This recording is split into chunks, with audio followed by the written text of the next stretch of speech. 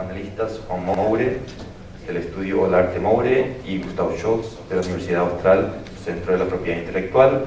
El moderador es Fabricio Módica, de Vareiro Módica y Abogados.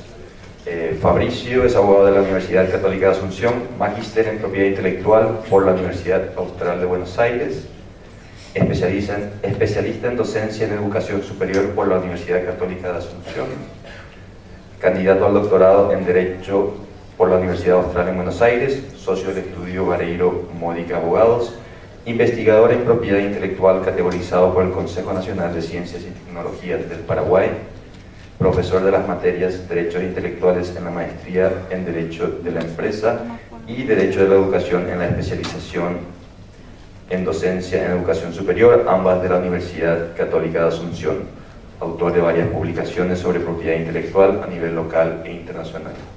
Fabricio. Hola, muchas gracias Justin. En realidad un agradecimiento al Comité Ejecutivo de ACIPI por la oportunidad de estar aquí, más aún en Asunción, ¿no? Con un tema muy interesante, muy actual, teniendo en cuenta que nuestro país hace unos años promulgó la Ley de Defensa de la Competencia. Creo que hasta el momento fuimos el penúltimo país de la región en aprobar un régimen de defensa de la competencia. Más allá de eso, tenemos un capítulo en la Ley de Patentes donde habla de cláusulas que podrían afectar la defensa de la competencia. Entonces, este es un tema que va a tener mucho que hablar, sobre todo teniendo en cuenta que actualmente se está constituyendo la Comisión Nacional de Defensa de la Competencia en nuestro país. Así que el panel que nos trae esta mañana podemos de alguna manera dividirlo en dos partes. En primer lugar estará el doctor Moore, que nos estará hablando de la relación entre defensa, competencia y el sector agrícola. También tocará un poco de la institucionalización de los sistemas, mejor dicho, de las oficinas que se encargan del control de defensa de la competencia. Y por otro lado nos hablará de las tensiones existentes entre defensa de la competencia y el sector agrícola. Luego tendremos al doctor Scholz, que nos hablará de la vinculación o relación entre defensa de la competencia y propiedad intelectual. Nos hablará de algunas regulaciones como el ADPIC. Y finalmente se centrará en lo que serían las licencias, en especial licencias que serían del obtentor, del titular de la patente y también de las licencias entre titulares de derechos y agricultor. Así que en primer lugar quiero presentar al doctor Moore. Él trabajó en el sector público, en la Superintendencia Bancaria y en la Superintendencia de Industria y Comercio. Se desempeñó como superintendente delegado para la propiedad industrial, administrando el sistema de propiedad industrial por más de 4 años. Participó en la elaboración y expedición de la decisión 486 de la Comunidad Andina, normas vigentes en materia de propiedad industrial y su reglamentación para Colombia. Adicionalmente, participó como negociador el ALCA y como asesor del Gobierno Nacional en sus negociaciones entre la OMC y la OMPI en temas de propiedad industrial. Todo tuyo, doctor.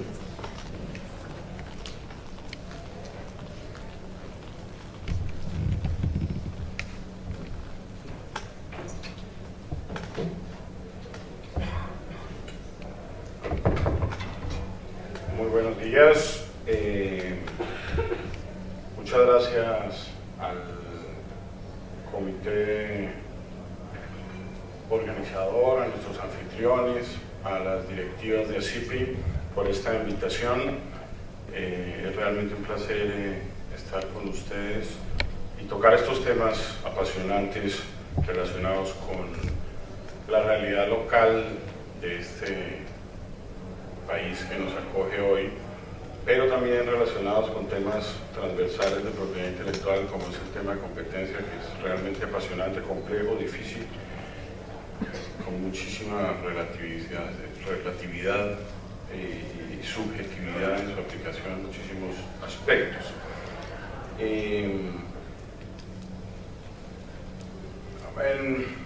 Normalmente cuando hay 3 abogados, entonces uno tiene 3 opiniones, pero con todo el respeto de los economistas, a veces uno tiene 3 economistas y entonces tiene 4 opiniones. Eso es definitivamente un tema complicado en relación con el tema de competencia. ¿Cómo intervenir un determinado sector? ¿Hasta dónde intervenirlo? Palabras o frases que han hecho carrera, por ejemplo, sobre libertad hasta donde sea posible e intervención hasta donde sea necesaria. Y eso escrito suena magnífico. Los expertos, los dirigentes políticos se llenan la boca con frases de esa naturaleza, pero ¿cómo las aplicamos? ¿Cómo aterrizamos de manera concreta ese tipo de aproximaciones? En esta presentación vamos a ver, como Fabricio ya lo dijo, tres temas centrales. En primer lugar, entonces, del que estamos hablando, la relación entre el sector agrícola y el derecho a la competencia. Esa es una relación, como muchísimos otros temas en materia de competencia, una relación difícil, una relación, me he permitido en esa gráfica, por ejemplo, señalar cuál es esa búsqueda del equilibrio, ¿sí? Vamos a encontrar posiciones históricas que hacen primar la excepcionalidad de un sector específico respecto del régimen de competencia, personas que aducen razones para sustraerse de la aplicación de un régimen de competencia. Aquí están reseñadas características fundamentales. Es innegable que el sector agrícola, por ejemplo, para muchos, para un país como este, para países como estos vecinos, es un sector fundamental. Para mi país también lo es, definitivamente. Ya veíamos ahora la importancia del café específicamente, por ejemplo. Es además una preocupación fundamental en materia de seguridad alimentaria, en materia de importancia cultural, tiene una serie de elementos de cardinal importancia sobre el desarrollo rural de los países, que normalmente son las zonas que tienen un nivel de desarrollo inferior o más deprimidas. De tal manera que hay un sinnúmero de razones que respaldarían la idea de que el sector agrícola tuviese entonces una aproximación excepcional en materia de competencia.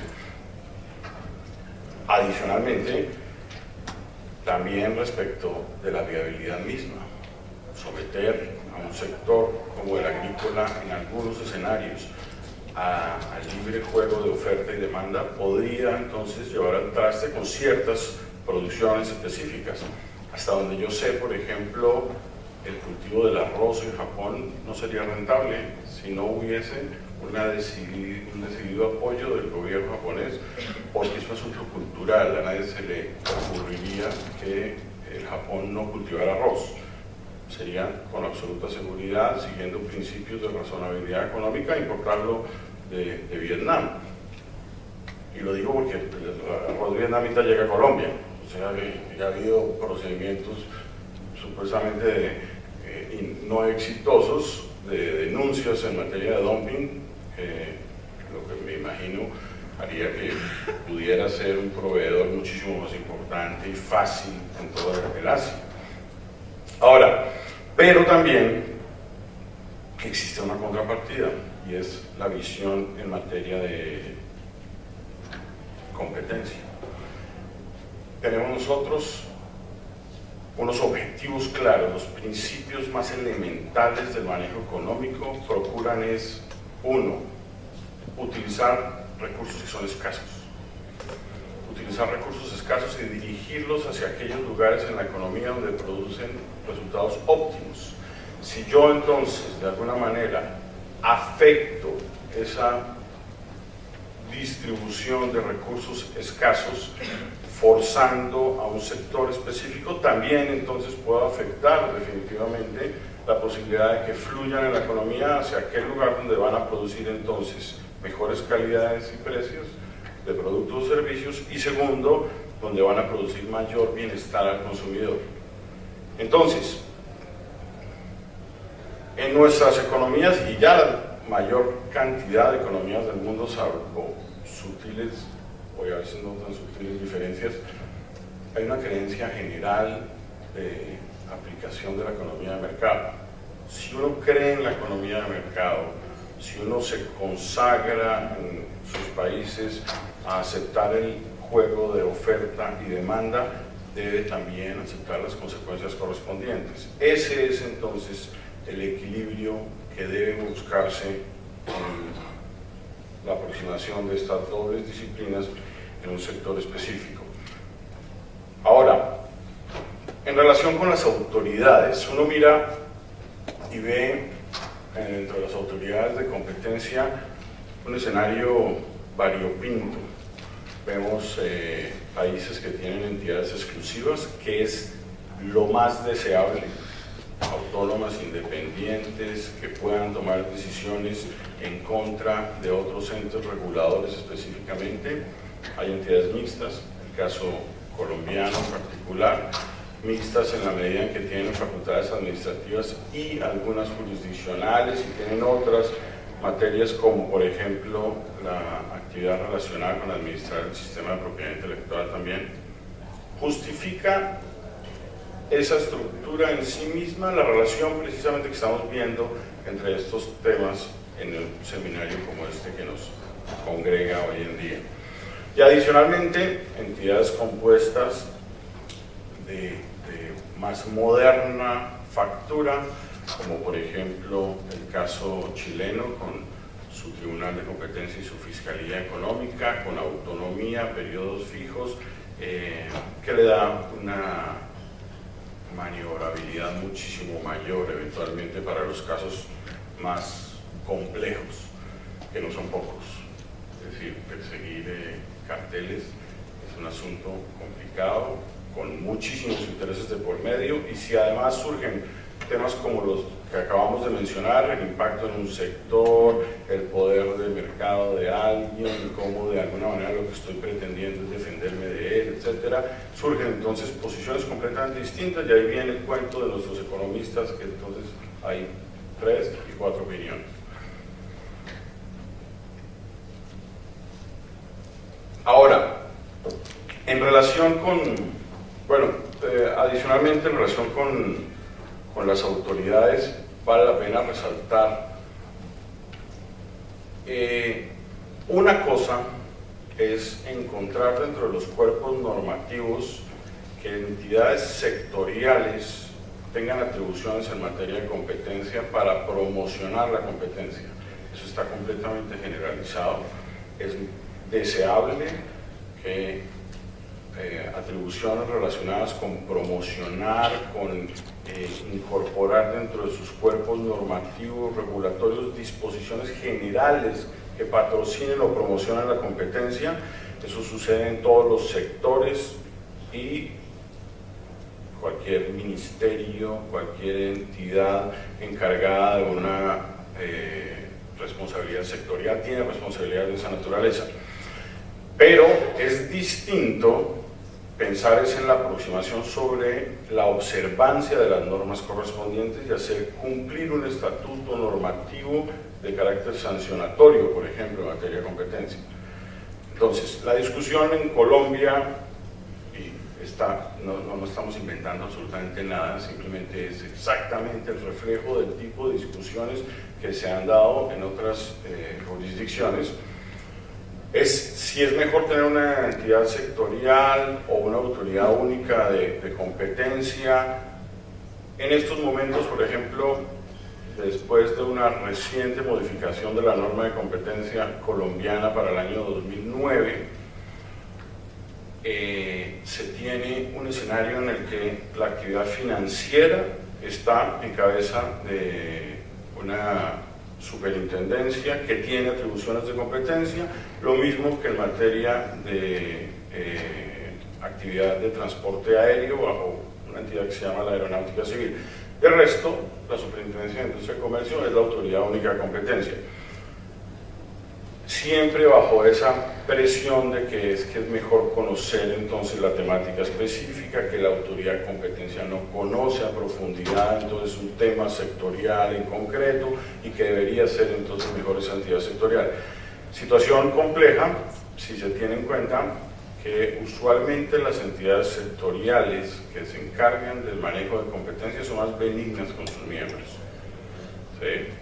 Tienden a tener aproximaciones que son más comprensivas con los comportamientos, en tanto que una autoridad independiente que cree en la competencia como su única responsabilidad, que cree en el mercado como el objeto a proteger y no una actividad económica específica, etcétera, son definitivamente más objetivas y en muchísimas ocasiones muchísimo más estrictas.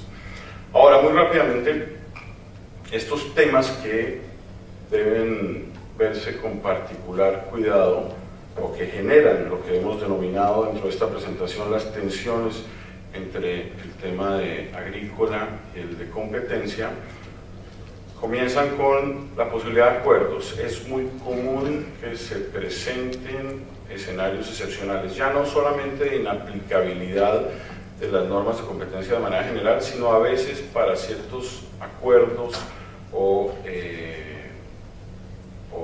actos específicamente que se pretende se sustraigan de la aplicación de las normas de competencia. Ahora,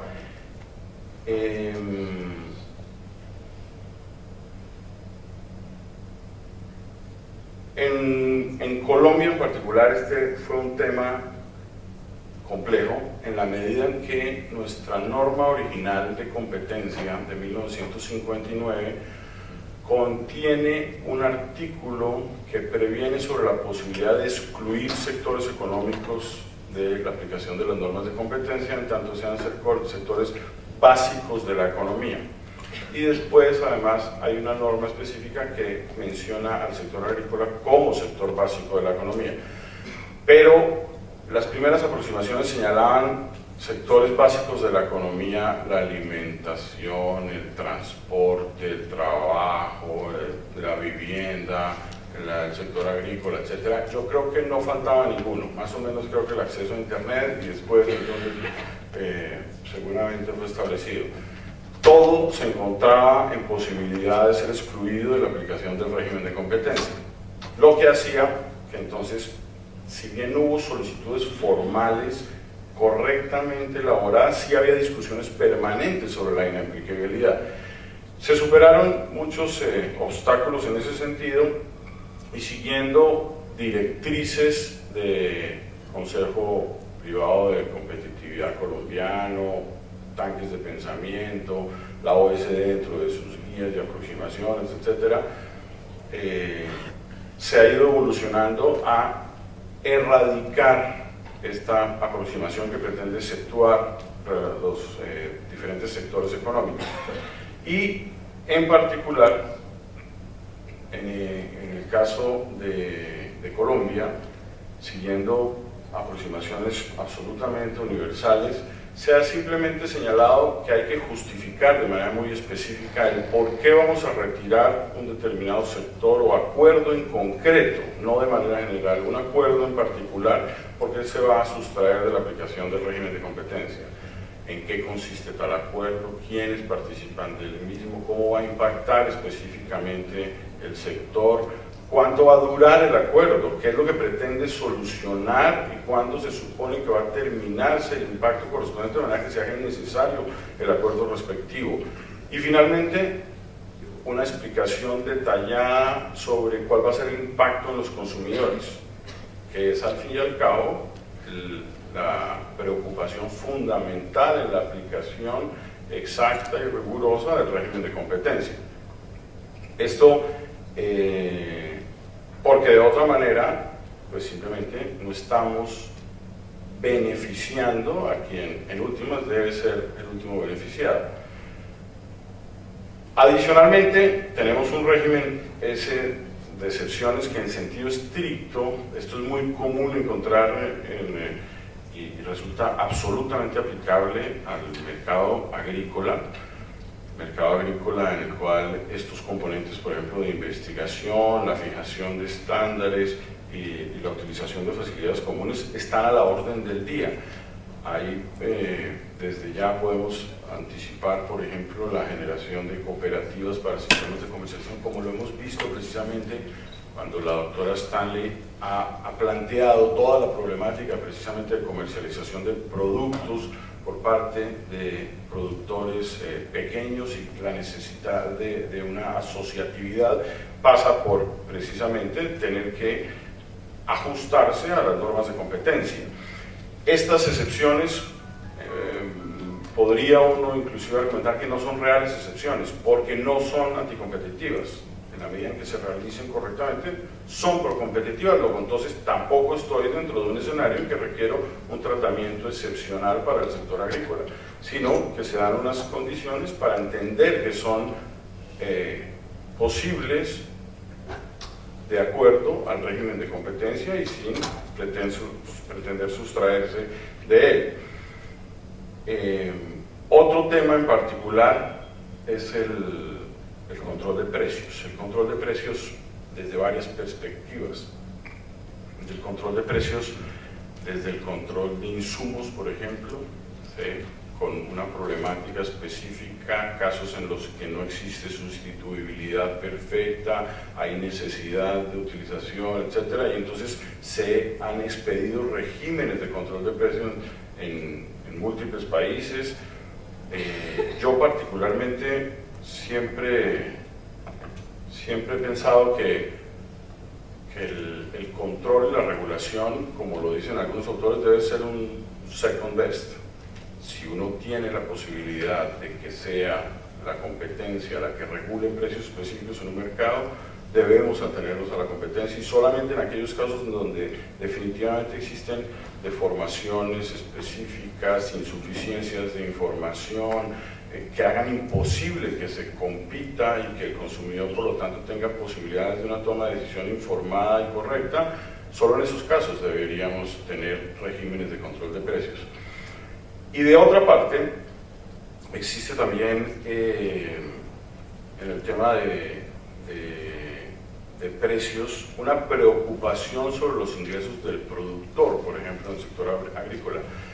Y entonces se ven una variedad de fondos de estabilización de precios. La problemática de los fondos de estabilización de precios, por ejemplo, en el caso colombiano y en la última revisión que la OECD hizo del régimen colombiano, aterrizó en unas recomendaciones para entender que esos fondos de estabilización deben erradicarse.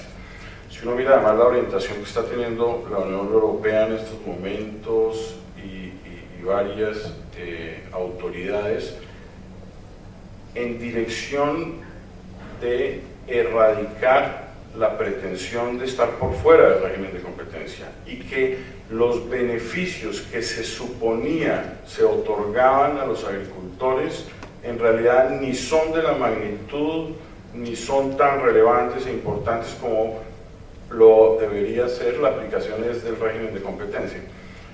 De manera que entonces disminuir esa intromisión y ese dirigismo y esa regulación debe ser algo deseable y dejar que opere de manera más libre la competencia.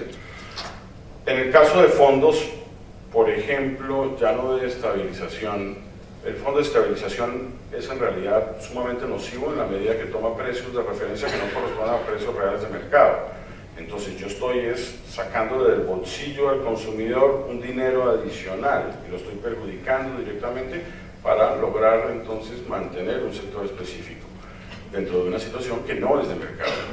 Ahora alguien dirá, pero bueno, pero a largo plazo entonces puedo mantener yo un determinado cultivo, una determinada industria. A largo plazo no, pienso yo. A largo plazo se afecta la posibilidad de innovación, a largo plazo se está afectando la diferenciación, sobre todo en un mercado como este, donde los productos son sumamente homogéneos y no existe tanta diferenciación.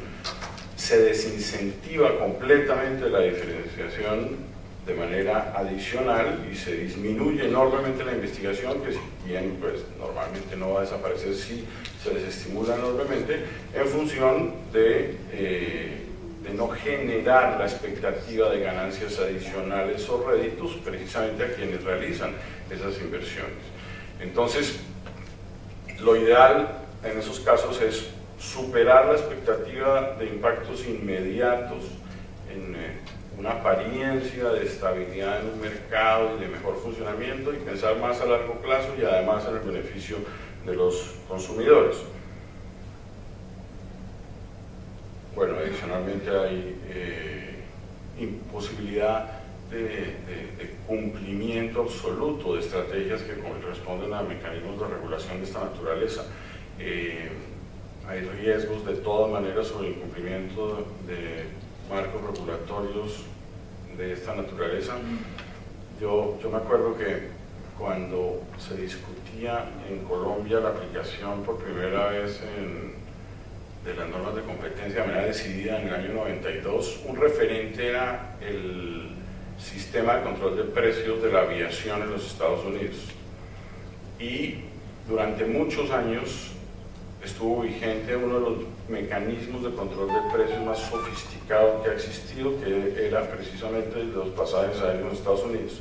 Al día siguiente del año 91, cuando se abrieron los cielos en los Estados Unidos, se liberalizaron, hubo pasajes de muchas rutas que bajaron hasta un 30%, simplemente con esa decisión, lo que demostraba evidentemente, como ejemplo, que la competencia es muchísimo más robusta que cualquier mecanismo de vigilancia específico. Otro tema que genera esa tensión y que ya lo estábamos anticipando es de las integraciones empresariales. Esos mecanismos asociativos, colectivistas, cooperativos de distribución para la exportación, para realizar labores de mercadeo, necesitarán obtener en los países donde eso existe estas autorizaciones previas en materia de competencia. Para algunos es absolutamente evidente que sí, para otros no, en la medida en que precisamente son situaciones completamente procompetitivas que deberían transitar fácilmente ante las autoridades de competencia. En la medida en que esas integraciones, esas labores no vayan dirigidas a excluir a nadie, no vayan dirigidas a limitar la producción, no vayan dirigidas a incorporar precios artificiales en perjuicio de los intereses de los consumidores, uno debería entender que son completamente procompetitivas. Pero es razonable pensar que uno de los escenarios más complejos que tiene esta preocupación sobre asociatividad que mencionábamos es enfrentarse a las mismas posibilidades de que la autoridad de competencia va a permitir dentro de la aplicación de las normas. Si uno piensa un bien clásico de propiedad industrial, por ejemplo, como la denominación de origen, envuelve de suyo una restricción a la competencia. De eso se trata, ese es el propósito. Y si uno mira además algunas de las aproximaciones de los consejos reguladores, por ejemplo, europeos de ciertos productos, estamos hablando de cuotas de mercado, estamos hablando de épocas de moratoria en materia de productividad, estamos hablando de limitación en cuanto a volúmenes y formas de presentación, etcétera, etcétera. Entonces, evidentemente, va en dirección de establecer regulaciones que generan esta tensión con el régimen de competencia. Deseable, en tanto se refiere a sectores específicos, a unos pequeños nichos de mercado, a situaciones que tengan justificación para ameritar excepcionalidades de esa naturaleza, amparados en una denominación de origen. Yo encuentro precisamente y perfectamente esa situación. Pero ¿qué pasa cuando la denominación de origen ya no es simplemente un bien que está identificando a unos productores de un valle romántico, etcétera, pequeño, sino estamos hablando de una denominación de origen que identifica un país completo, como en el caso del café de Colombia?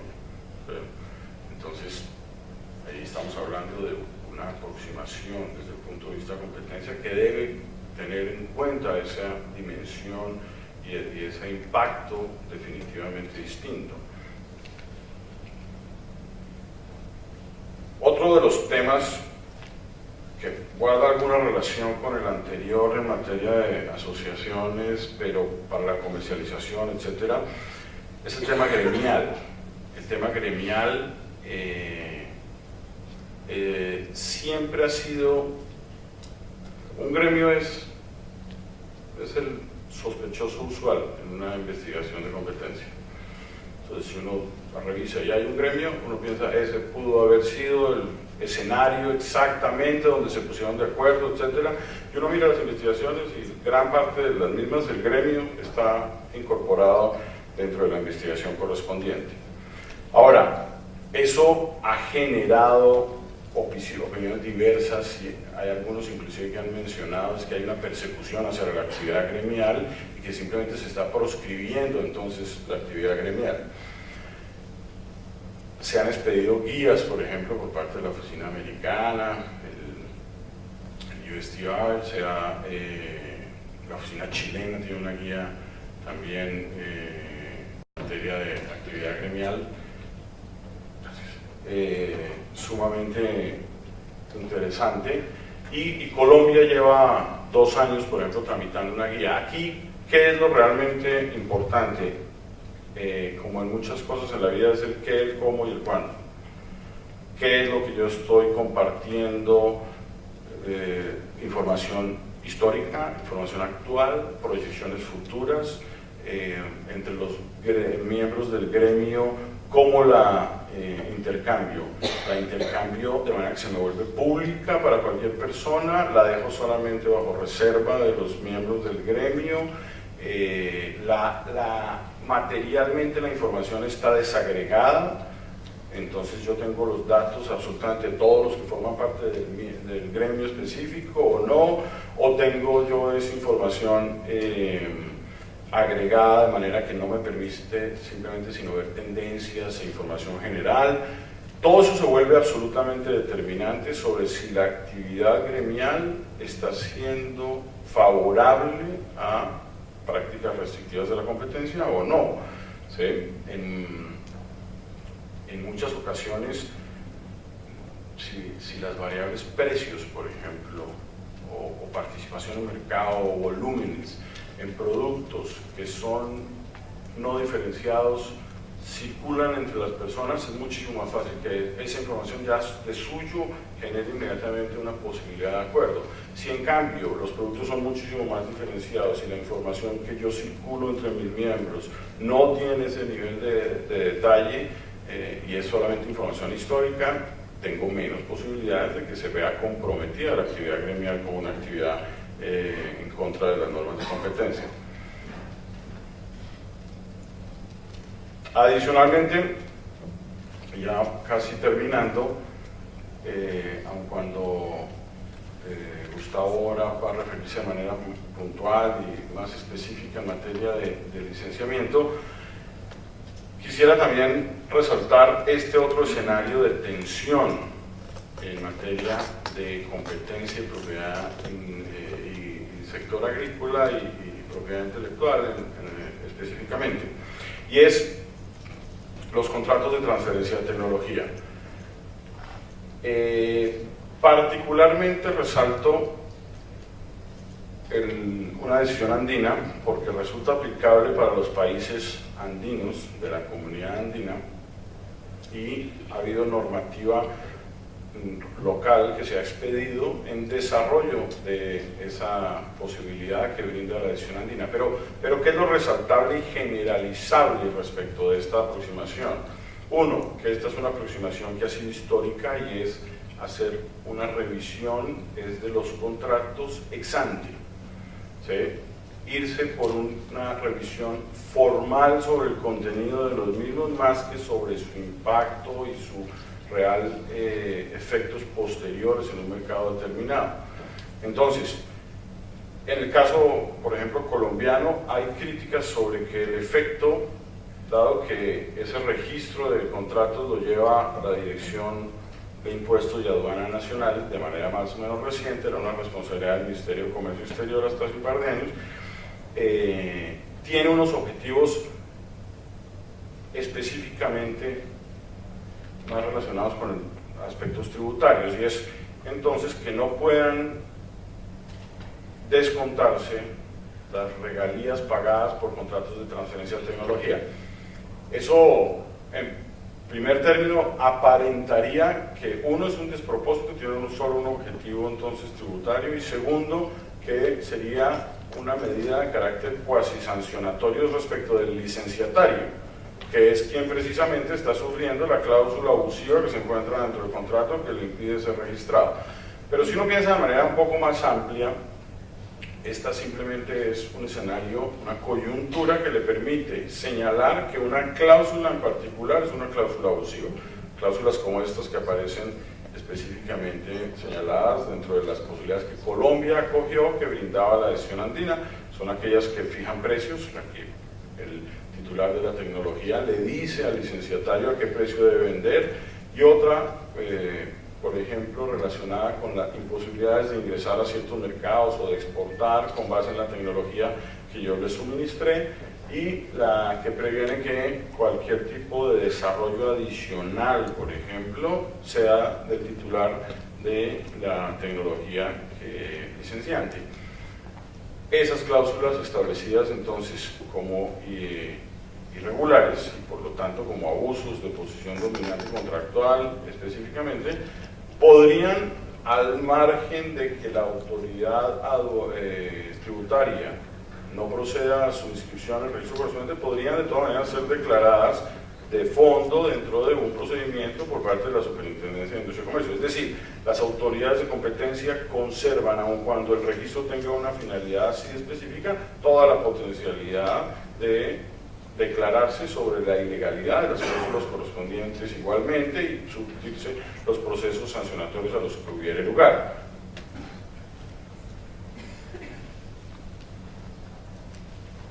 Bueno, y finalmente, otro tema relativamente nuevo en su denominación y en su aplicación en países como los nuestros es el tema de la abogacía de la competencia. Y es esa obligatoriedad de acudir a la oficina de la Autoridad Única de Competencia para mostrarle los proyectos de procesos regulatorios que van a sufrir otras autoridades. Entonces, en el caso colombiano, por ejemplo, no son obligatorios los conceptos emitidos por la Autoridad de Competencia, pero hay casos que han sido sumamente ilustrativos como necesarios en el mundo. Me acuerdo, por ejemplo, que la OECD contaba que en el caso, por ejemplo, australiano, hicieron una revisión de sus diferentes regulaciones y encontraba más de 300 normas que requerían ajustes en materia de competencia y que debían haber sido expedidas de manera diferente. Entonces, ese filtro es fundamental para que cualquier tipo de realidad, por ejemplo, con un sector como el sector agrícola, entiendan que deben adecuarse de todas maneras, en la medida de lo posible, a esa estrella polar que es el respeto por el mercado y por la competencia, y que eso redunda en beneficios absolutamente de todos. Bueno, esto es simplemente resaltar que para el caso andino hay otra particularidad también. Tenemos una decisión andina que previene sobre violación de normas de competencia de carácter internacional. Es decir, tener en cuenta, ya con esto termino, tener en cuenta que para algunas legislaciones y en algunas jurisdicciones, por ejemplo, la cartelización para la exportación no es violatoria de las normas de competencia, de prácticas restrictivas. Pero en el caso andino se presenta como una violación de todas maneras si se producen efectos en varios países de la subregión. Entonces, en ese sentido, esa norma, aunque no ha tenido un solo caso de aplicación en estos momentos, es una norma que reconoce una realidad bastante más avanzada dentro del mercado comunitario del Acuerdo de Cartagena. Ahora, finalmente, esta última frase es una frase reciente de un columnista del periódico El Tiempo en Bogotá. Aquí había podido uno ingresar una frase de algún teórico económico, alguno de los autores, sobre que el interés individual en últimas produce más bienestar general y que la economía de mercado en realidad está produciendo muchísimos mayores resultados en beneficio de la gente, pero me pareció coincidencial mientras elaboraba la presentación encontrarme con esto, sobre todo de quien proviene. Eduardo Escobar es uno de los últimos militantes de un movimiento que se denominó el nadaísmo en Colombia en los años 60. Era un movimiento iconoclasta, absolutamente antidogmáticos, más bien existencialista, de literatos y artistas. A mi abuela le parecían espantosos, y eso ya era un buen indicador de qué tipo de personajes eran. Y hoy en día uno de sus exponentes escribe algo de esta naturaleza, de uno de los personajes más inesperados que entre a defender el sistema capitalista. Y por eso me parecía que, aparte de ser puntual, representa eso, y es la defensa, en últimas, de la economía de mercado, porque es que no conocemos otra cosa que funcione mejor que eso, en realidad. La propiedad intelectual corresponde a uno de los bastiones del funcionamiento de la economía de mercado, la posibilidad de diferenciación, como lo veíamos ahora, la posibilidad de premiar la innovación y de que los esfuerzos de alguien se vean recompensados. Y en ese sentido, mientras no encontremos, en mi modesta opinión, ningún otro mecanismo que produzca mejores resultados, pues deberíamos atenernos a esto. Muchísimas gracias por su tiempo y qué pena los minutos adicionales que me he robado. Y quedamos entonces ahora pendientes si hubiese algún tipo de pregunta. Muchísimas gracias.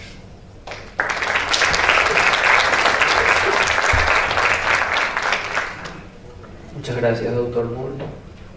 Pasamos al segundo panelista, que es el doctor Gustavo Scholz. Él es abogado y doctor en Derecho por la Universidad Austral de Buenos Aires, profesor en la Universidad Austral, profesor asociado nivel 2 de Contratos Civiles y Comerciales y de Derecho Internacional Privado. Desde su creación en el 2004 hasta julio del 2014, director del Centro de la Propiedad Intelectual. Desde 2008 al 2014, director de la Maestría en Propiedad Intelectual. Desde el 2010 hasta la actualidad, director de la Oficina de Transferencia de Tecnología de la Universidad Austral. Consultor experto de la OMPI para la creación de la Academia Nacional de Propiedad Intelectual de Colombia. Consultor experto del Ministerio de Ciencia, Tecnología e Innovación Productiva. Director de la Revista Iberoamericana de la Propiedad Intelectual. Gustavo, vale. Muchas gracias, Fabricio, muchas gracias a la Comisión de ACIPI por la invitación. Gracias a los anfitriones y muchas gracias Paraguay, siempre es muy agradable volver a Asunción y el resto del país. Muchas gracias también Juan por haberme facilitado el camino con tu introducción al tema. Yo me voy a referir en gran parte a las licencias y también te voy a hacer una introducción a las licencias y propiedad intelectual y sistema de defensa de la competencia en el área semillera y en el área biotecnológica, recorriendo un poco el panorama completo de cómo están reguladas estas licencias y sus posibles efectos anticompetitivos en el régimen internacional, en el régimen local, ya sea régimen específico del derecho de patentes o del derecho de los contratos, o eventualmente en el régimen general de la disciplina contractual. Entonces, la norma de defensa de la competencia en general en casi todos los países, incluso a veces a nivel constitucional, está integrada de modo explícito con otras normas que buscan proteger el mercado, y el mercado tiene en definitiva como finalidad beneficiar al consumidor como la persona destinataria del movimiento económico. Y a veces incluso de modo explícito dice que la ley de defensa de la competencia, el consumidor, lealtad comercial, competencia desleal, integran todos un cuerpo normativo, y Argentina, por ejemplo, lo dice de modo expreso en el artículo 42 de la Constitución, y tiene como mira, efectivamente, la persona final que se beneficia de ese movimiento económico. El problema con la propiedad intelectual y la defensa de la competencia, como se ha planteado históricamente, es que la propiedad intelectual ya da de por sí un derecho, que si bien es un derecho de propiedad, puede tener un efecto dominante en el mercado o una posición de privilegio. Que tenga una posición de privilegio, una propiedad, no es exclusivo de la propiedad intelectual, es exclusivo de cualquier tipo de propiedad. Aquel que tenga un vehículo, aquel que sea el operador de una autopista, de un aeropuerto, en fin, el tener una propiedad puede dar una posición predominante que sirve para justamente llevar adelante una actividad económica y obtener la rentabilidad de esa actividad económica. El problema de la propiedad intelectual es que con la defensa de la competencia, al menos como se vio al principio en Estados Unidos con la ley Sherman, y también eso fue llevado a otros países, es que pareciera que de por sí un derecho de propiedad intelectual es de por sí un monopolio. Y esto es totalmente erróneo. ¿Por qué? Porque la propiedad intelectual no elimina la competencia. Lo que hace es crear competencia en un segmento distinto, que es el segmento de la creación y de la innovación. Hay una cierta restricción por la propiedad intelectual en el mercado de productos, pero incrementa la capacidad innovativa y la competencia en el nivel de creación. Lo que justamente quiere la propiedad intelectual es ser un instrumento para promover la creación. Aunque transitoriamente, viéndolo ex ante y ex post, pudiera haber una cierta restricción, pero para beneficiar a aquel que se ha tomado el trabajo de aportar a la sociedad un nuevo bien que la beneficia. Con lo cual la transitoriedad, mirada en un sistema económico de eficiencia dinámica, en definitiva, en el mediano y largo plazo, beneficia a toda la comunidad. Entonces no hay una contradicción, sino lo que hay que ver es de modo integral todo el proceso de la economía y cómo la propiedad intelectual, cualquier derecho de propiedad intelectual, en el largo plazo mejora las condiciones generales y el bienestar dinámico de toda la sociedad. Por eso cada régimen tiene un ámbito de actuación distinto. La propiedad intelectual, aunque complementarios, la propiedad intelectual beneficia de modo indirecto, pero de modo más explícito el proceso de innovación. La defensa de la competencia se puede convertir, trata de convertirse en un límite para que ese proceso de incentivo no se vuelva contra la misma propiedad intelectual y el proceso de innovación. Lo que sería la doctrina de los anti-commons, cuando un bien público, cuando es dominado por uno de los titulares, se convierte de modo negativo en un freno para ese proceso de innovación cuando lo utiliza de modo contrario a la libertad de mercado. Lo que pretende tanto el régimen de defensa de la competencia y de modo indirecto también la propiedad intelectual no es beneficiar a los competidores, sino beneficiar a la competencia. Competencia no es competidor. Y es posible que beneficiar a la competencia haga que se elimine un competidor, pero en un efecto dinámico y de largo plazo beneficia a todos, que tal vez un competidor o un eslabón de la cadena de valor que resulte ineficiente y que no contribuye a agregar valor, porque retrasa el proceso ya sea de innovación de la economía, por ahí tenga que desaparecer. Y esto puede sonar un poco difícil y antipolítico, pero supongamos que una tecnología que se incorpora, que lleva la frontera tecnológica a un nuevo punto de equilibrio de aplicación de insumos a la industria, hace que, por una cuestión de escala, pequeños productores no pueden incorporarla porque resulta ineficiente, y puede ser para cualquier tecnología, y el pequeño productor podría tender a desaparecer. No es objetivo de la ley de defensa de la competencia proteger ese pequeño productor, porque la defensa de la competencia protege la competencia, no al competidor o al proveedor o al integrante de esa cadena de valor. Habrá otros elementos u otras herramientas en la economía que van a buscar proteger a ese pequeño productor, llámese subsidios, llámese excepciones. Y así como en otras industrias existen las excepciones, el caso de los ciegos, por decir una que está discutiendo a nivel obvio, hay un tratado a punto de firmarse, o que Paraguay ya firmó, por ejemplo, puede haber excepciones también en otras industrias para que algunos derechos de propiedad intelectual sean transitoriamente o suspendidos o lo que fuera en función de un beneficio de una categoría social, pero sin anular la propiedad intelectual, o si no el subsidio económico. Pero querer resolver con la defensa de la competencia problemas económicos estructurales, de algún modo manipulando el proceso económico general, queriendo hacerle hacer a la propiedad intelectual lo que no le corresponde, o a la defensa de la competencia lo que no le corresponde, tergiversa el proceso económico y va a traer efectos seguramente en el mediano y largo plazo con una tasa menor de innovación, que es lo que procuran complementariamente los dos sistemas, propiedad intelectual y derecho de la innovación, y derecho de la competencia. Un problema particular que tenemos en el mercado agrícola y que es un problema general, pero en el mercado agrícola se presenta un poco más intensamente, es que las leyes de defensa de la competencia son territoriales. Y por lo tanto, los efectos territoriales son indirectos. A medida que una conducta en el extranjero tiene efectos en el territorio, o sea, aplicar la ley local, esto en propiedad intelectual es muy relevante. ¿Por qué? Porque tenemos también distintos sistemas internacionalmente de agotamiento del derecho, y puede ser que una conducta abusiva podría ser que el ejercicio de un derecho en el extranjero tenga impacto en el mercado local. No cualquier ejercicio, sino un ejercicio abusivo. Con lo cual tendrá que ser visto en el país no tiene efectos, de tal modo de cómo afecta la economía de ese ejercicio potencialmente abusivo, no de acuerdo al lugar donde el derecho se ejerce, sino el efecto que tiene donde tiene impacto. Esto la OMC lo tiene en cuenta y lleva varios años intentando discutir tal vez un agregado a los tratados de la OMC para que los países, ya sea vía leyes modelo u otros sistemas, homogeinicen, un verbo difícil de pronunciar, las legislaciones nacionales sobre defensa de la competencia. Pero es una cuestión a tener en cuenta. La defensa de la competencia y propiedad intelectual ha sido aplicada en los países de distinto modo. En algunos casos, con un régimen específico, muy pocos casos. El caso de Alemania, por ejemplo, tiene un listado específico de cláusulas en contratos de licencia de propiedad intelectual y sus efectos anticompetitivos.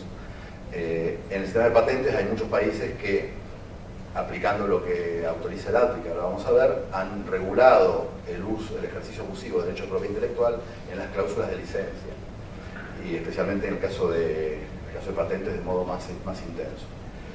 Otros directamente aplican el régimen general a todo tipo de contratos, y a veces los contratos de licencia caerán en ese listado de cláusulas potencialmente abusivas. Y en la Unión Europea tienen la particularidad de que lo que han hecho, por lo que es el régimen comunitario, de querer proteger las libertades fundamentales de circulación de bienes, servicios, lo que han hecho es exceder un cierto grupo de contratos, diciendo que en principio estos contratos no son contrarios a la competencia, mientras cumplan con estos estándares, y los han expuesto en bloque. Por ejemplo, el último es del año 2014 sobre transferencia de tecnología. Entonces, una directiva europea dice que todos estos contratos no son anticompetitivos a la medida que cumplan con estos requisitos, y luego habrá que, al revés, demostrar cuál de estos contratos podría ser contrario a la directiva y por lo tanto anticompetitivo. En definitiva, lo que casi todos los regímenes pretenden es que no haya conductas determinadas per se como anticompetitivas, aun cuando las cláusulas establezcan presunciones. Las cláusulas o los artículos de ley establezcan que ciertas cláusulas podrían presumirse como abusivas o no abusivas. Siempre hay que ver caso por caso. ¿Por qué? Porque el impacto y el efecto que puede tener un mercado no es en abstracto. Es país por país, mercado por mercado, con la relación entre industrias y en un momento concreto de un país.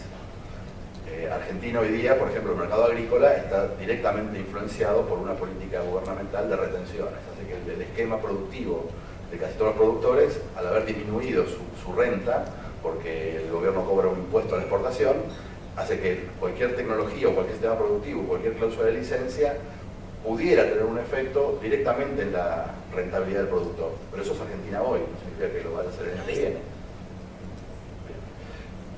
Con lo cual, no hay conductas per se anticompetitivas, hay presunciones, y hay que analizarla en el momento y de acuerdo al contexto económico de cada una de esas cláusulas. En los ALPIC tenemos algunas normas un poco generales, pero que han sido invocadas en estas circunstancias. La primera de ellas, que vale la pena mencionar, es el artículo 7, donde dentro de los objetivos se plantea un principio general, y es que la propiedad intelectual se concede para beneficiar la transferencia y la divulgación de la tecnología. Entonces, si mediante una cláusula de un contrato, o mediante un conjunto de contratos, o mediante prácticas contractuales en general entre productores de tecnologías, hubiera un efecto que no fuera la difusión de la tecnología, sería contra los ALPIC. Pero en general, lo que se ha comprobado es que los contratos de transferencia justamente lo que hacen es difundir la tecnología, no cerrar la tecnología. Con lo cual no habría un problema de aplicación del artículo 7 en la mayoría de las condiciones contractuales en las cuales se licencia, por ejemplo, eventos biotecnológicos respecto de un semillero. El otro artículo a mencionar es el artículo 8, donde ya se habilita a que los gobiernos, los estados, puedan sancionar políticas, reglamentos, directrices, para analizar los efectos, posibles efectos abusivos del derecho de propiedad intelectual y por lo tanto tomar medidas adecuadas. Y el artículo 40, que es el más específico respecto del tema que me tocó hoy, ya detalla qué tipo de cláusulas podrían ser declaradas abusivas o tener efectos perjudiciales en el comercio, pero siempre diciendo que tiene que haber una reglamentación, sin indicar si la reglamentación establece cláusulas per se abusivas, lo deja abierto a los gobiernos, pero habilitando que no sería contrario a los ATE que un país tuviera una política, una ley, un reglamento que regulara el uso de los derechos de tal modo que no se haga de modo abusivo. Las conductas anticompetitivas típicas todas pueden presentarse en el área de la propiedad intelectual.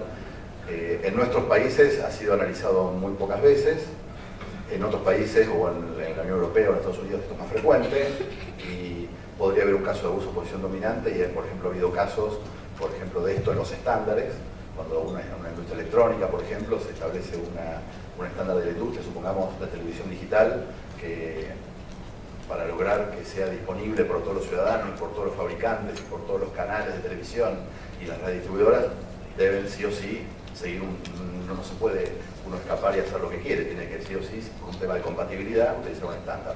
Esos estándares podrían ser utilizados de modo abusivo si el titular del estándar o el pool de patentes o la plataforma de innovación que domina el estándar lo hace de tal modo de discriminar a alguno del mercado o poner precios excesivos o abusivos. La cartelización también es posible y los pools de patentes han sido objeto de análisis y de estudio por autoridades y el caso de los menores también cuando la incorporación de una compañía vía fusión hace que la posición tecnológica predominante pudiera tener un efecto anticompetitivo. Siempre hay que demostrar ese efecto y el criterio general se la regla de la razón o principio de razonabilidad. No todas las circunstancias son iguales y muchas veces lo que se ha logrado demostrar es que la integración vertical o horizontal, incluso la concentración, tiene un efecto pro-competitivo. A diferencia de lo que muchas veces se puede pensar en el imaginario popular, la concentración puede ser útil y hasta necesaria. Y en el caso de la industria biotecnológica vamos a ver ahora que es muy importante, ha sido muy importante para lograr el impacto que ha tenido que haya habido cierta concentración. Todas las leyes de defensa de la competencia obligan a delimitar cuál es el mercado relevante. Ese mercado relevante a veces será directamente el sistema productivo de una cierta innovación, otras veces será el mercado productivo de los insumos, otras veces será el mercado productivo de los resultados de esa producción. Y la cadena de valor se integra con distintos componentes, muchas veces heterogéneos, pero que logran un resultado final, en definitiva, en la góndola o en el barco o donde sea. Cada uno de estos mercados, cada uno de estos segmentos puede ser por sí mismo un mercado y debe ser analizado de modo independiente como mercado, porque hay un bien transable como resultado de ese mercado, y hay un consumidor directo, y hay un productor, y hay precio, y hay excedente del consumidor, y excedente del proveedor, y hay sustitutos, pero también hay que verlo muchas veces por la relación entre industrias. Un ejemplo que se me ocurría, ayer Gonzalo mencionaba, por ejemplo, el uso intensivo que hay en la región de la siembra directa. La siembra directa solo es posible con el uso combinado de distintas tecnologías, que es tecnología de siembra, con máquinas especiales, algún software que maneja las sembradoras, es posible porque hay un agroquímico que se ha aplicado antes y porque hay una semilla resistente al agroquímico, en fin, hay una cadena de tecnologías necesarias para todo un sistema de implantación de un cultivo. Ver el efecto dominante o no, o el posible abuso, hay que verlo a lo largo de toda la cadena y también luego con el producto resultante de esa tecnología. Entonces, principios generales aplicables a la agricultura, algunos los mencionó también Juan.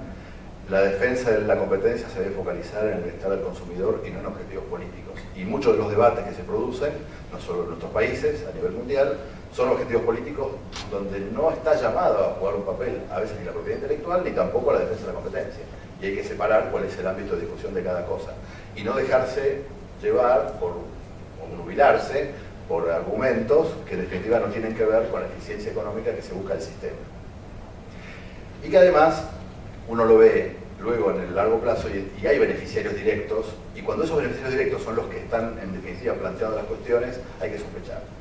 Si el que plantea la cuestión anticompetitiva es un competidor de aquel que es denunciado, yo primero sospecharía del competidor y no del denunciado. Y si aquellos que tienen que pagar la tecnología, que habitualmente no la pagan, porque suelen ser freeriders, y esos son los que hacen la denuncia, yo primero sospecho de los freeriders y no sospecho primero del titular de la tecnología. El segundo punto a tener en cuenta también en agricultura es que la concentración es insuficiente para prevenir o para decir que ese mercado va a ser ineficiente. El que pudiera haber una concentración y que de acá a 10 años esa concentración pudiera tener un efecto anticompetitivo, no me obliga a mí, incluso es desaconsejable, tomar medidas ex ante. Las medidas tienen que tomarse cuando el efecto sea comprobado, pero prevenir un efecto, en el caso de las fusiones esto es un poco más delicado, porque uno ya prevé que si el mercado se va a concentrar en un 60% en un solo proveedor, es probable, por el modo usual en que actúan las empresas y la ley de la maximización de las ganancias, que tienda a buscar ese efecto o a buscar esa posición abusiva. Es probable, pero no necesariamente está probada. Y entonces las políticas de defensa de la competencia y propiedad intelectual deben trabajar juntas. En ese sentido, por ejemplo, que una ley de patentes enumere unas ciertas cláusulas que se consideran anticompetitivas no es una significa que sean per se, y deben ser analizadas no por la Oficina de Patentes, sino por la Oficina de Defensa de la Competencia. Y el trabajo debe ser conjunto, no le corresponde a la Oficina de Patentes verificar el efecto anticompetitivo, sino a la autoridad específica que regula la competencia. Entonces, ¿qué pasa en biotecnología agrícola? Ya lo escuchamos ayer, por un lado a Gloria Montarón, el caso de Bioceres, el caso de Monsanto también, Ramón de la Viñol con el caso del mejoramiento genético. Hay dos tipos de tecnologías que conviven, y no solo conviven, sino que se complementan y se apalancan.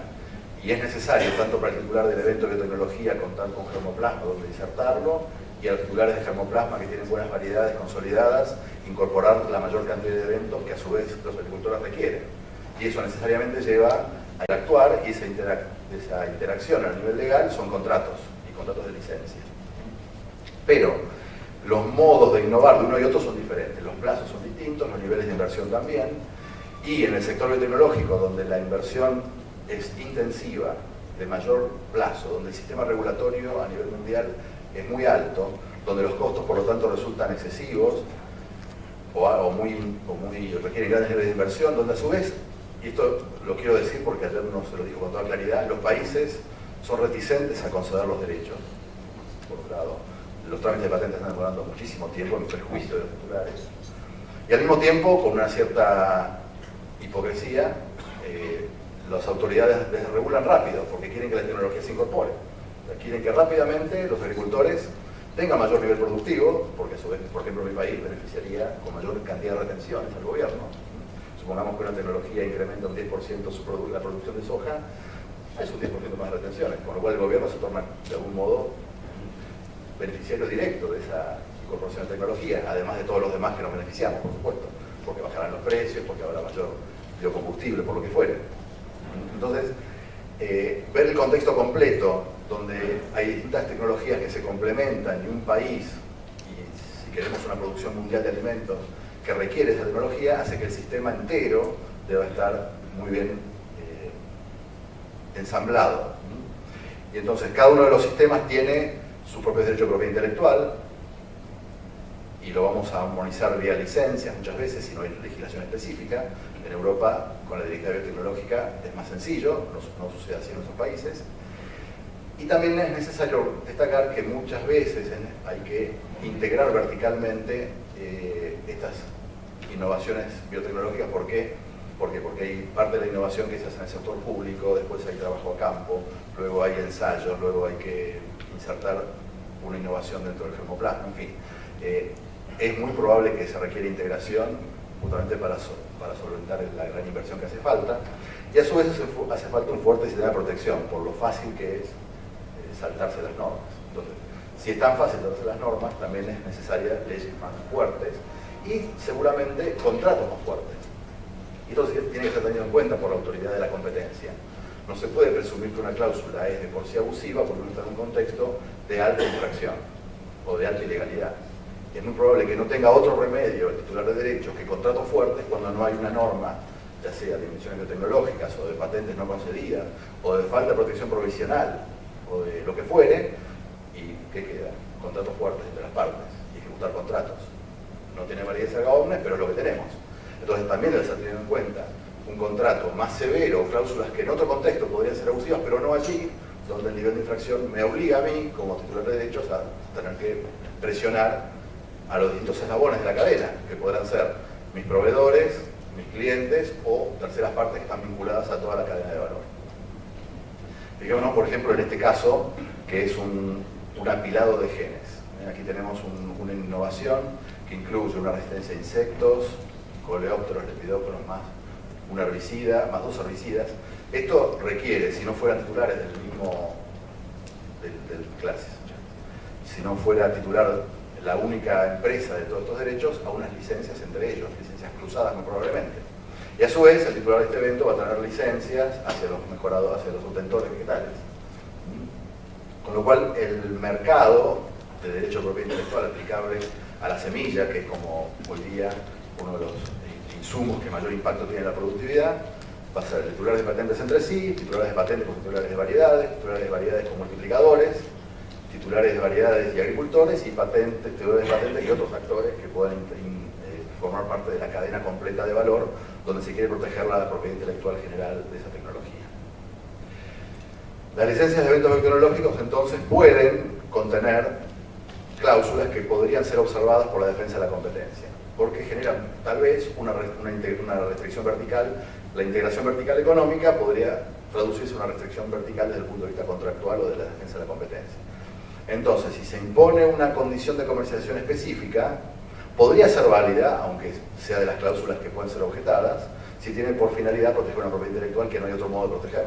Y este elemento tiene que ser tenido en cuenta por la autoridad regulatoria.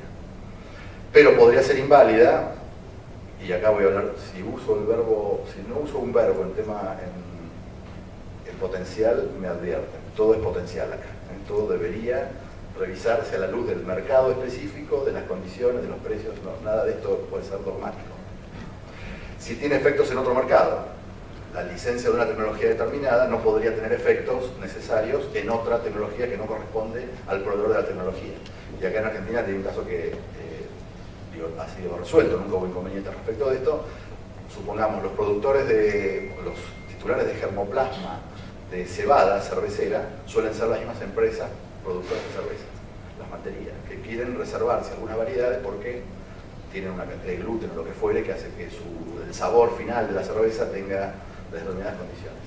Si la maltería le provee a un productor de la variedad vegetal de la cual es titular exclusivo y le impone condiciones de que me vendes esa cebada solamente a mí y te voy a pagar ciertas condiciones de precio, no es un perjuicio para el agricultor no pierde la capacidad competitiva porque podría, en vez de lugar de sembrar cebada, sembrar trigo o sembrar lino en la misma época, si no le conviene el negocio que le propone la empresa cervecera respecto de esa variedad.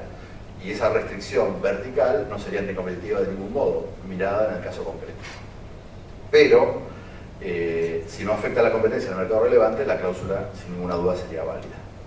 En el caso de las restricciones horizontales, si un titular de un evento, por ejemplo, negocia con el titular de otro evento una licencia cruzada para juntos proveer una condición, juntos distintos eventos a un titular de variedad, no hay ningún inconveniente, salvo que las condiciones que impongan en esa integración horizontal vía licencias afecten el mercado de las tecnologías o un mercado relevante distinto donde esa tecnología tenga efecto.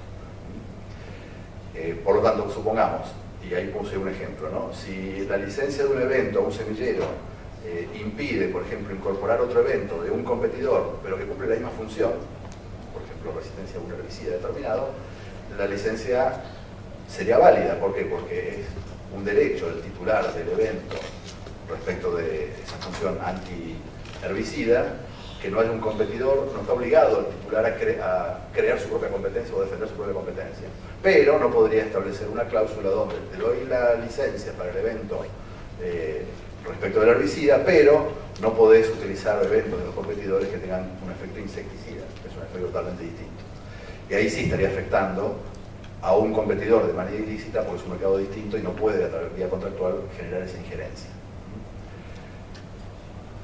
Si la licencia obliga a utilizar un producto determinado, pareciera que son las conductas que están per se declaradas como inválidas, no necesariamente tampoco lo será, porque es probable que si hay un efecto benéfico de una innovación biotecnológica que es resistente a un herbicida y hay una cláusula para compra de ese herbicida, podría no ser abusiva perfectamente si el precio resulta conveniente en la combinación o no desplaza a otro sustituto, o si no hubiera sustituto. Cada una de las situaciones hay que verlas de modo aislado.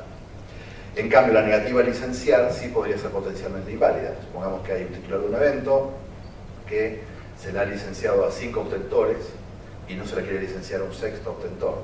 Si no hubiera una causa justificada de negativa a licenciar, esa negativa podría ser declarada inválida por discriminatoria. Y ahí se aplicaría la ley de defensa de la competencia de modo completo. Bien, conclusiones para que Fabricio no se ponga inquieto. Entonces, la interacción entre propiedad intelectual y defensa de la competencia actúan de modo coadyuvado para promover la innovación y el desarrollo, difundir la tecnología y tienen como objetivo el bienestar general a través de la eficiencia dinámica. El mayor precio de hoy no necesariamente implica un efecto anticompetitivo cuando el efecto tecnológico de incremento de la producción o del valor final de la producción, porque incorpora un nuevo nutriente, por ejemplo, termina siendo beneficioso. Ningún derecho de propiedad intelectual es por sí una posición dominante, aunque puede tenerlo si no hubiera tecnología sustituto, no hubiera competidor, pero hay que verlo en el caso concreto, y menos aún un monopolio, porque justamente lo que genera y lo que busca es la competencia en la generación de otras tecnologías competidoras con esa tecnología que hoy día tiene un derecho de propiedad intelectual. Y la concentración, la integración vertical o horizontal puede ser por competitivo, como hablamos largamente. A veces, y en muchos casos, la debilidad para ejercer los derechos de propiedad intelectual justifican condiciones contractuales más estrictas. Esto no pasa solamente en agricultura, pasa en software, en muchas otras tecnologías donde la propiedad intelectual es fácilmente violable. Y como propuesta, tal vez, cuando la cantidad de eventos, la cantidad de obtentores, la cantidad de agricultores, cuando el mercado hace que los costos de transacción se eleven y las condiciones puedan ser muy diferentes y alguno pudiera actuar de modo anticompetitivo, mi sugerencia sería la instauración de la sociedad de gestión colectiva en el caso en el que formen parte todos los titulares de derecho y formen parte o se benefician todos los usuarios, que serían los agricultores o quienes se beneficien de esta tecnología. Gracias.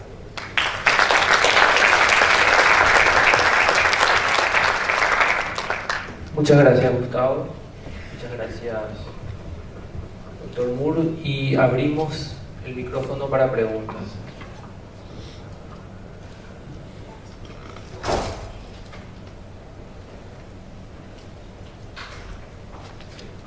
Por favor, sí. La doctora María Pilar.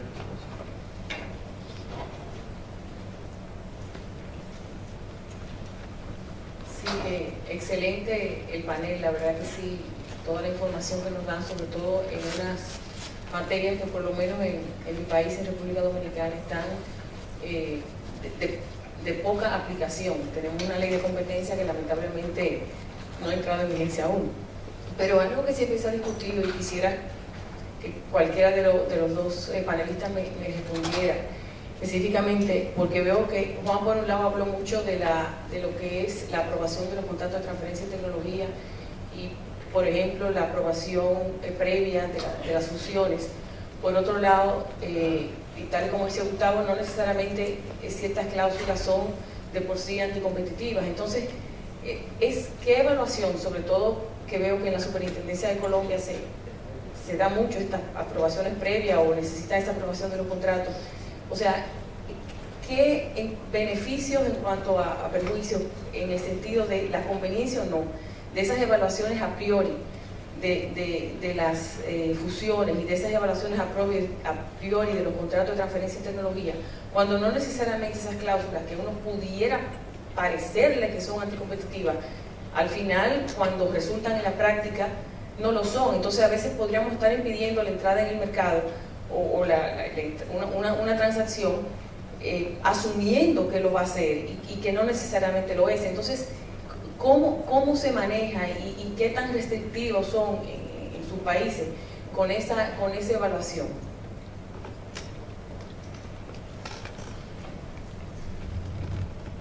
Muchas gracias, doctora María Pilar. Yo lo plantearía de la siguiente manera. A mí me gusta más el régimen que mencionó Gustavo, más que el nuestro. Digamos, yo lo planteé precisamente y hubo un momento en que resalté y lo volvería a resaltar, ese régimen nuestro está rezagado en relación con una aplicación más moderna. Definitivamente, primero tenemos nosotros una aproximación de partida distinta. Nosotros tenemos en Colombia una aproximación en donde hay prácticas restrictivas prohibidas per se. No aplicamos, en términos generales, la regla de la razón. Eso hace que entonces un régimen que establezca una determinada cláusula como posiblemente violatoria o restrictiva de la competencia va a ser entonces una consecuencia automática señalar que esa cláusula es irregular, sin que proceda un análisis de procompetitividad eventualmente de la cláusula misma. Yo creo que el régimen de la relación per se es válido y es fácilmente aplicable para conductas, por ejemplo, como acuerdos de precios, repartición de mercados y cosas por el estilo. Pero en tratándose de contenidos dentro de contratos de transferencia de tecnología o de licenciamiento, ya es más difícil. Puede haber, como ya Gustavo lo expuso de manera absolutamente detallada, una serie de cláusulas que lejos de tener efectos anticompetitivos encuentran una justificación absoluta y protegen de manera razonable al titular de una tecnología. Entonces, yo lo que pensaría es que debemos nosotros superar esquemas donde el registro del contrato sea la parte relevante. Lo importante es el contenido del mismo en su aplicación realmente sustantiva y más bajo una visión de si tiene efectos procompetitivos. Entonces, si a mí me pusieran a escoger, preferiría un esquema de naturaleza y quisiera pensar que evolucionamos en esa dirección. Afortunadamente no es muy activa la Dirección de Impuestos y Aduanas Nacionales poniéndole trabas al registro de los contratos, luego es más un trámite absolutamente formalista. Pero el día que decidieran que no me imagino un funcionario de aduanas haciendo análisis sobre el impacto en la competencia de una determinada cláusula, eso podría dar lugar a una revolución. Pero repito, me parece más adecuado en esquemas naturales y pensando con el deseo, preferiría que fuera en esa dirección. No sé si Gustavo tiene alguna reflexión. Lo que quería aclarar es que los contratos a los que yo me referí no son contratos que pasen por el registro porque son autosimilares. Es una empresa instalada en un país con los agricultores del país o con los semilleros del país, con lo cual no pasan por el registro y no se hace ese análisis. Respecto de los análisis ex ante o per se y los ex post, cuando aparece la disputa, en general lo que la literatura ha visto en Estados Unidos cuando se modificó un poco el régimen, antes tenían un sistema que había 9 NOS, o sea, un listado de 9 cláusulas que por sí eran prohibidas. Esto duró hasta 1995, se eliminó ese listado y hoy día se sigue la regla de la razón. Lo que se verificó, y esto empíricamente, es que tenía mucho peor efecto un error ex ante, o sea, declarar que una conducta es competitiva per se y equivocadamente decir que era per se anticompetitiva cuando en el largo plazo se veía que había mejorado la estructura productiva, tenía un efecto mucho más negativo que el error post. Porque en el error post el mercado tiende a mejorar ese error. Si el mercado se torna abusivo porque no hubo regulación, el mismo mercado tiende a corregirlo. Pero si el error es ex ante y se prohíbe una cierta innovación por presumir que es anticompetitiva, la sociedad ya se perdió la innovación y ya no pudo incorporarla. Y probablemente eso le causa un perjuicio mayor que haber dejado que el error pasara y luego el mercado lo corrija. Gustavo, una pequeña aclaración que casi la hiciste recién. Cuando vos hablas de Argentina, los únicos contratos, las únicas licencias que se registran son las que se celebran entre una empresa que tiene un domicilio en el extranjero y la Argentina. Y cuando recepta tecnología, la tecnología, el traspaso vertical no se registra, y tampoco cuando una empresa argentina licencia hacia el exterior, un poco para comprender el régimen ideal que estabas relatando. ¿Alguna otra pregunta?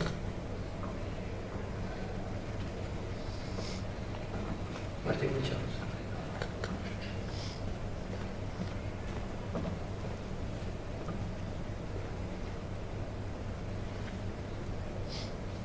Gracias. Es para Gustavo, aunque creo que se puede emplear para los dos, a ver cuál es su opinión. En la primera conclusión de la exposición de Gustavo, la cual le agradezco, y también la de Juan, habla de la intersección del derecho de la competencia y los derechos de propiedad intelectual. ¿Aproximarías el régimen de la competencia desleal o lo dejarías fuera?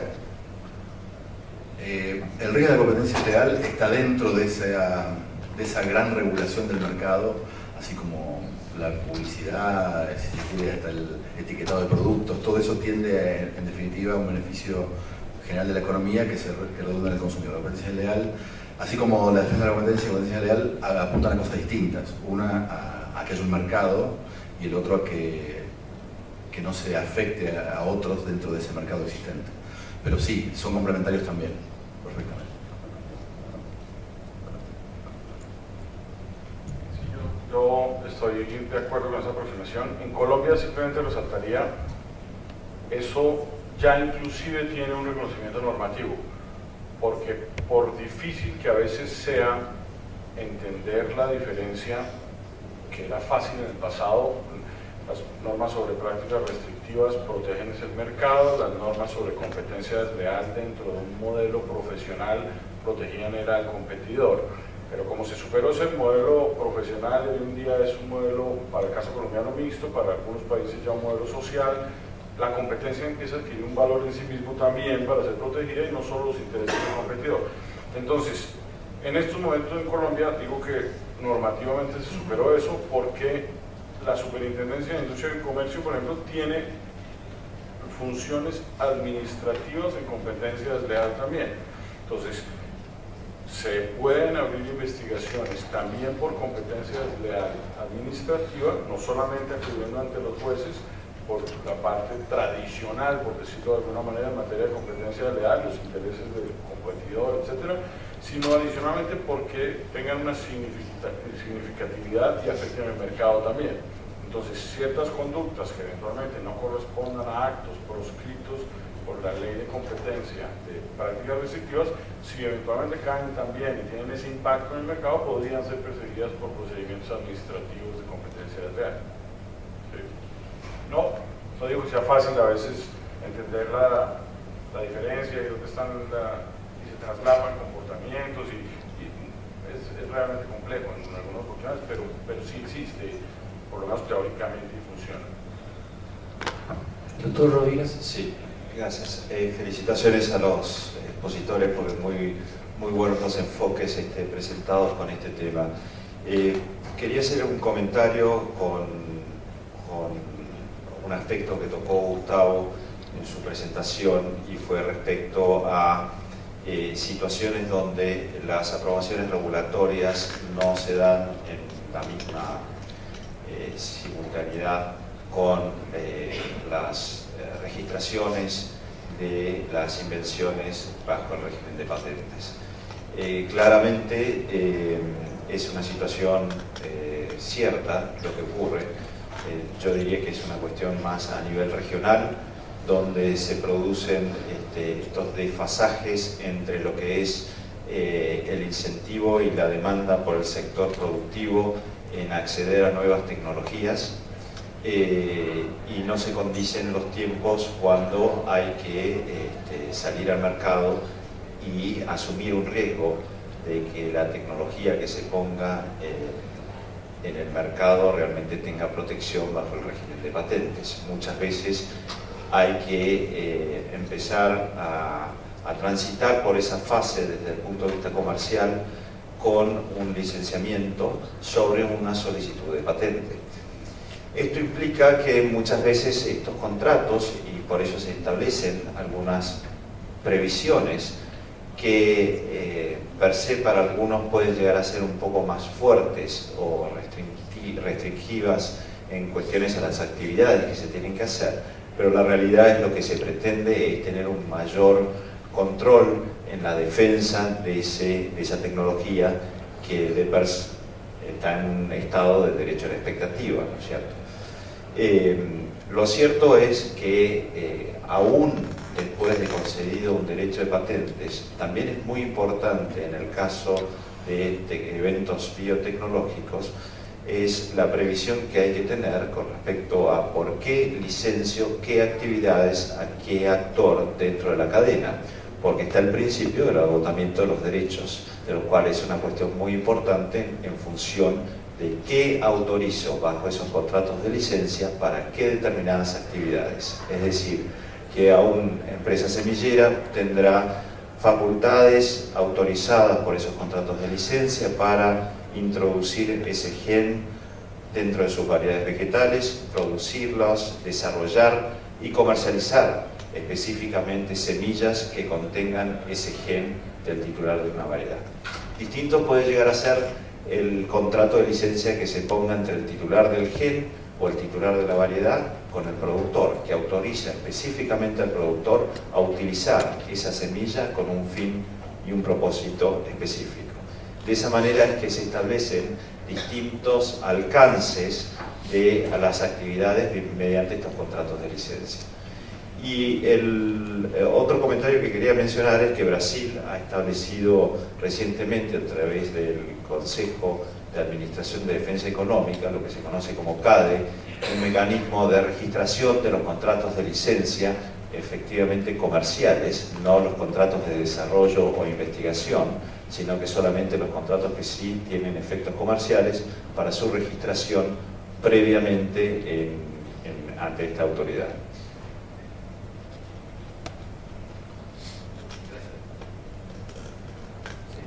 Una última pregunta. Gracias, Eduardo Mayora de Guatemala. Una observación que acaban de hacer nuestros distinguidos panelistas me lleva a hacerles una pregunta, a compartirles una anécdota que creo que puede ser interesante para los presentes. Los juristas en general tenemos que entendernos con las reglas, la jurisprudencia y la doctrina como son, y procurar resolver los problemas dentro de ese marco. Sin embargo, hay siempre un subyacente, un sustrato que informa la dirección en la que puedan ir esas reglas. Nuestro colega colombiano reflexionaba hace un instante que le parece que el modelo colombiano pudiera haber quedado rezagado. Nuestro colega argentino hacía ver que cuando se ha producido una situación abusiva es posible que el mercado mismo la corrija. Y en ese orden de ideas, en el caso de nuestra jurisdicción, la legislación relativa a la protección de la competencia, así llamada, porque no resulta siempre así, tampoco está en vigencia aún, pero por las vías del análisis económico del derecho, lo que uno descubre es que si bien el mercado tiene fallas y por supuesto no es perfecto como obra de la acción humana, la regulación y los controles por parte de las agencias y los órganos administrativos pues tampoco son perfectos. Y entonces la pregunta va hacia el tema o la cuestión específica de si en sus jurisdicciones en donde estas legislaciones ya han cobrado vigencia se produce una revisión relativamente, vamos a decir, eficiente del modelo, precisamente porque cuando se impide que se produzca un licenciamiento, que se registre un derecho, que se comercialice lo que fuera, pues el mercado sufre y el consumidor sufre. Y entonces la pregunta es si hay algún mecanismo de revisión de los modelos y cómo en la práctica están operando. Y luego, la anécdota que me parece interesante: Centroamérica es una región relativamente integrada económicamente y muchas de las compañías de relativo tamaño pues manejan sus departamentos jurídicos a nivel regional. Y la directora del departamento jurídico de una compañía de telecomunicaciones muy importante, cliente nuestra, nos hacía la siguiente reflexión a nivel anecdótico, pero creo yo digno de dejarnos pensando, y es que nos decía: los precios de las telecomunicaciones en Centroamérica guardan una relación inversa con el nivel de dificultades que los órganos de competencia nos ponen. De modo que el consumidor paga más por minuto de telecomunicaciones ahí en donde los controles para proteger la competencia son mayores y paga menos ahí en donde hay menos controles. Por supuesto, es algo de valor anecdótico, no científico, pero creo yo es digno de reflexionar. Muchas gracias. Sí, yo creo que la regulación encarece. La regulación puede ser que traiga otros beneficios colaterales. Me parece que en este momento la presunción es en contra de la regulación, al menos en mi país, y tal vez sea lo mismo que está pasando en Centroamérica. Y un poco repito lo anterior, creo que los controles ex ante son más perjudiciales para el proceso de innovación que los controles ex post. Y no sé cómo solucionar este asunto. De todos modos, no sé si tanto por solucionar, porque la verdad que la aplicación de defensa de la competencia, problemas de propiedad intelectual o tecnología, ha sido tan escasa en mi país. No sé si los demás países podrán decir lo mismo, yo estoy casi seguro que sí, no he visto demasiados casos. En Andina me dijo que tampoco hubo casos, con lo cual no me preocuparía tanto de que esto sea un problema, pero sí podría ser mejor aplicada tal vez en otros sectores, ¿no? El caso, supongamos, el manejo político que hay de la defensa de la competencia a veces lleva a que donde tendría que haber habido una sanción, no la haya, y donde no debería haberla, la haya. Me acuerdo el caso de una denuncia, por ejemplo, que un grupo, una asociación de hoteles le planteó a la Sociedad de Gestión Colectiva que administra los derechos de compositores musicales, porque habían subido las tarifas de modo impensado, al triple, en un solo periodo, y entonces hubo una denuncia ante la Comisión de Defensa de la Competencia. Todo terminó, bueno, tal vez la denuncia le ha servido como amenaza para sentarse a negociar y mejorar las condiciones, pero era un claro ejemplo donde tal vez debería haber habido una sanción y no la hubo. Y otros casos que han sido denunciados, claramente no debería haber una sanción y hay amenaza de sanción. Agradecemos a todos por su participación. Damos por finalizado el presente panel. Muchas gracias.